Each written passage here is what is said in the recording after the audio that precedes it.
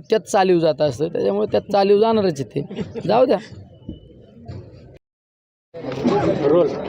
देशाचं लक्ष लागून असलेल्या अहमदनगर दक्षिण लोकसभा मतदारसंघामध्ये लढतीमध्ये नगरचे खासदार निलेश लंके यांनी विजय मिळवला. या विरोधामध्ये माजी खासदार सुजय विखे यांनी निवडणूक आयोगाकडे एक अर्ज केला होता, ते की 40 ठिकाणी फेरमतमोजणी करण्याची त्यांनी आज मागणी केली होती. ती मागणी मान्य झालेली आहे. आपल्याबरोबर निलेश लंके, मला सांगा जी मागणी त्यांनी केलेली आहे त्या मागणी तुम्ही कसं पाहता?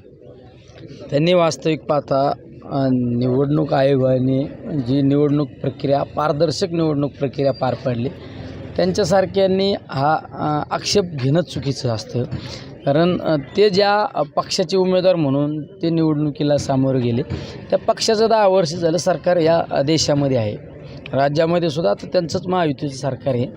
आणि याचा अर्थ तुम्ही तुमच्या पक्षात तुमच्या ताब्यात सत्ता असताना तुमचाच विश्वास नाही ह्या EVMवर, म्हणजे याचा अर्थ काय? पण यातून एक साधं आणि सोपं एक गणित दिसतं. त्या कुटुंबाची एक खासियत आहे, त्यांच्या आजोबांना सुद्धा निवडणुकीत यशवंतराव गडाख साहेबांकडून पराभव मिळाल्यानंतर त्यांनी सुद्धा हाच उद्योग केला होता, आता पण तो करणार आहे. अरे तुम्ही समाजापुढं आता जायचं तर कसं सांगू शकत नाही ना, आम्ही आमच्या कर्तृत्व गुणामुळं पराभूत झालो.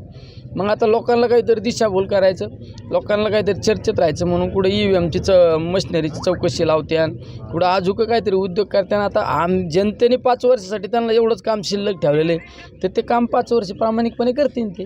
नाही, पण देशामध्ये राज्यामध्ये सरकार होतं, त्यांचे वडील महसूल मंत्री होते, त्यांचा असं काटेकोरपणे होता. नेमकी हा अर्ज करण्याचा उद्देश काय, असं काही परिणाम? आम्ही ऑब्जेक्शन घ्यायला पाहिजे. ही निवडणूक प्रक्रिया जिल्ह्यातली पार पडली, ते निवडणूक अधिकारी कोण होते? जिल्हाधिकारी. निवडणूक अधिकारी म्हणून कलेक्टरनी काम पाहिलं ना. कलेक्टर कोणाच्या अंडर येतो? महसूलच्या अंडर येतो ना. आम्ही ऑब्जेक्शन घ्यायला पाहिजे. तर त्यांना घ्यायचं तर घ्यावं दे, जाऊ दे, त्यांना काय करायचं करू दे, आम्ही आमचं काम करीत राहू. येणाऱ्या काळामध्ये याचे काही परिणाम होणार आहे? कसला परिणाम काय होत नसतो. काही एक मताचं इकडं तिकडं होत नसतं. मतदान चालू व्हायच्या आधी त्या मशीनवर आपल्याला काउंट करायला लावतात, मतदान करायला लावतात आणि परत चेक करतात. हे असं काय होत नसतं, हे बालिशपण आहे.